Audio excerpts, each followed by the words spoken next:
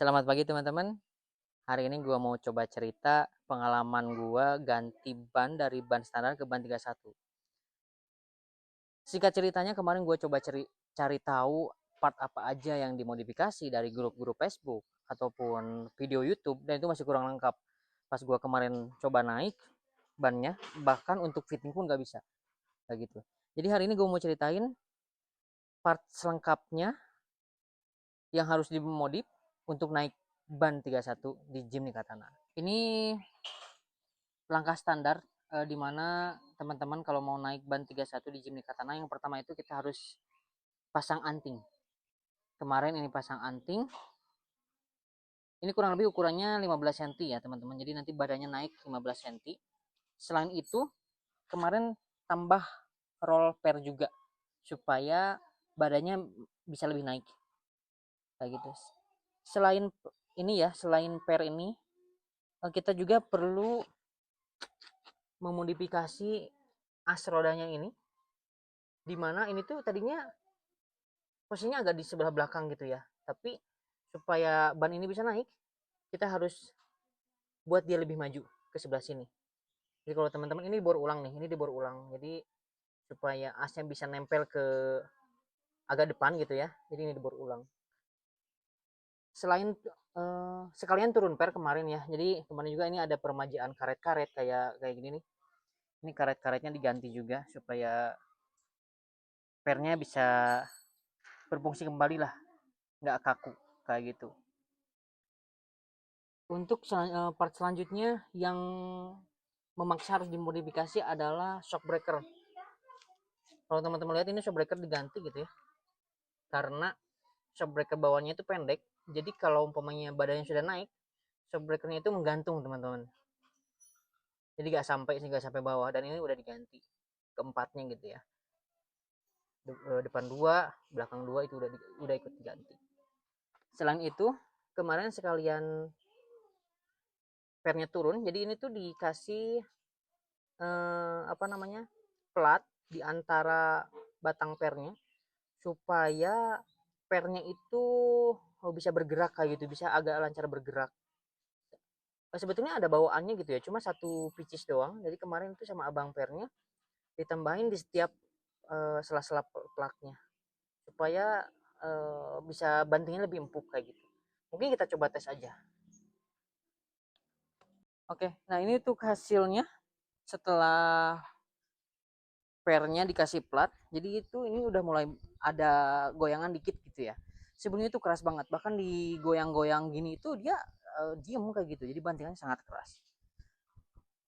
Dengan ini jadi lumayan lah, bisa nahan getaran kayak gitu. Ini udah lumayan enak sih, jauh dari yang awal-awal. Oke, part selanjutnya yang memaksa harus dimodifikasi adalah bumper. Nah ini part yang harus ya mau nggak mau gitu ya, karena kalau bumpernya nggak maju itu bakal rusak ban. Jadi kalau teman-teman lihat nih, di bannya itu ada garis-garis, itu bekas putaran ban yang kena bumper, dan itu sayang banget, dan bunyinya pun sangat linu kayak gitu ya, jadi gak enak banget bunyinya kayak gitu, dan ini mau nggak mau harus maju.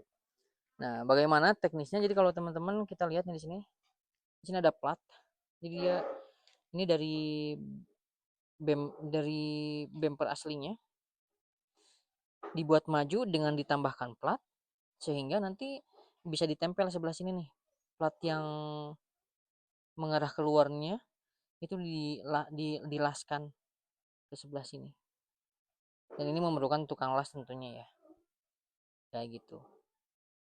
Selain itu efeknya ya dari bemperannya maju, kalau teman-teman di sini lihat ini ada kosong kayak gitu ya, kosong melompong. Ini efeknya dari bemperannya maju gitu ya, jadi mungkin nanti kita perlu tambahkan plat lagi buat menutup ini supaya bisa rapi kembali kayak gitu.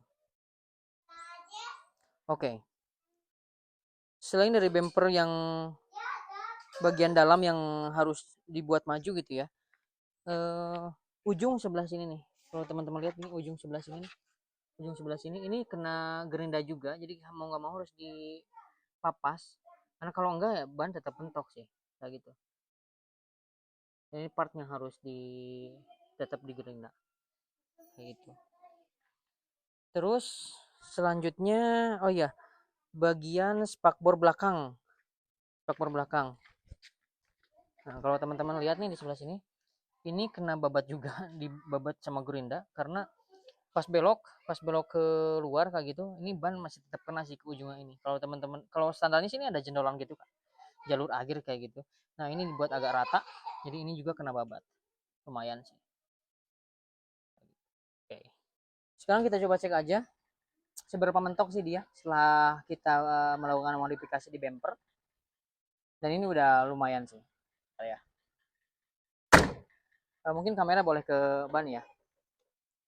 Nah ini kita coba si pentok ya. Ini segini mentoknya ya. Nah itu kurang lebih ada jarak 1 jari lah, 1 jari, dan itu udah lumayan banget, udah jauh lah kayak gitu. Oke, kita balikin saja, kita coba cek belakangnya. Ini pas belok ke kanan nih, nah, itu udah jauh sih, udah jauh. Oke. Oke, part terakhir ini part opsional sih sebetulnya teman-teman. Jadi kalau teman-teman mau pasang ya boleh, nggak pun juga ya nggak apa-apa kayak gitu. Jadi kalau teman-teman lihat ini, kalau teman-teman lihat bannya itu agak menjorok keluar. Jadi ini supaya agak tampilannya agak gagah aja sih kayak gitu. Jadi ini tuh saya pakai adapter, pada adaptor ban kayak gitu. Jadi nanti ban adaptornya terpasang di pirodo, bukan pirodo ya mungkin ya, tempat ban aslinya kayak gitu, sehingga bannya itu terganjal dan dia bisa menjorok keluar kayak gitu. Ini lumayan sih gitu. Efeknya adalah kemarin bahkan kita udah coba cek pas hujan gitu ya, ini tuh cipratannya brutal banget. Kalau teman-teman lihat ini kotor-kotor nih, ini hasil dari cipratan bannya, karena emang dari sini nggak ketahan sih cipratannya kemana-mana, bahkan nyampe spion nih, bahkan nyampe spion. Kalau kita bawanya agak kencang itu udah lumayan sih cipratannya kemana-mana.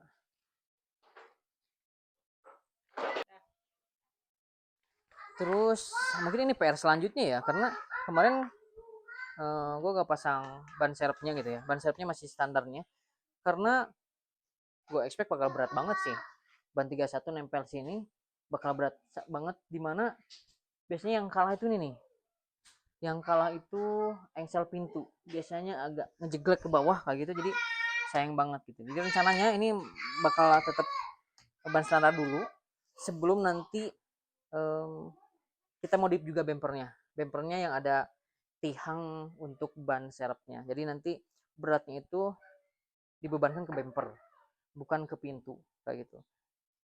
Agak aneh sih sebetulnya, bannya yang ini empatnya udah gede, yang ininya masih kecil, agak aneh, tapi it's okay lah buat menyelamatkan pintunya kayak gitu. Jadi kesimpulannya, untuk upgrade ban ke 31, jadi tadi yang pertama ada anting, kita harus pasang anting supaya bannya bisa naik. Yang kedua, shock breaker harus ganti karena kependekan, itu mau nggak mau gitu ya. Yang ketiga, kita harus memodifikasi bumper supaya bisa lebih maju agar tidak mentok bannya. Setelah itu spakbor belakang itu harus kena gerinda supaya nggak mentok pas belok tentunya. Setelah itu yang terakhir ini opsional sebetulnya. Ini opsional yang terakhir itu pasang adaptor gitu ya. Itu mau opsional sih. Jadi teman-teman kalau mau pasang pun silakan, tidak pun tidak apa-apa. Kayak gitu. Paling itu ya. Jadi kesimpulan terakhirnya adalah kalau umpamanya teman-teman masih sayang mobilnya buat gerinda, terus bempernya dipindah ke depan, agak kurang disarankan sih buat upgrade ban ke 31 gitu ya. Karena apa?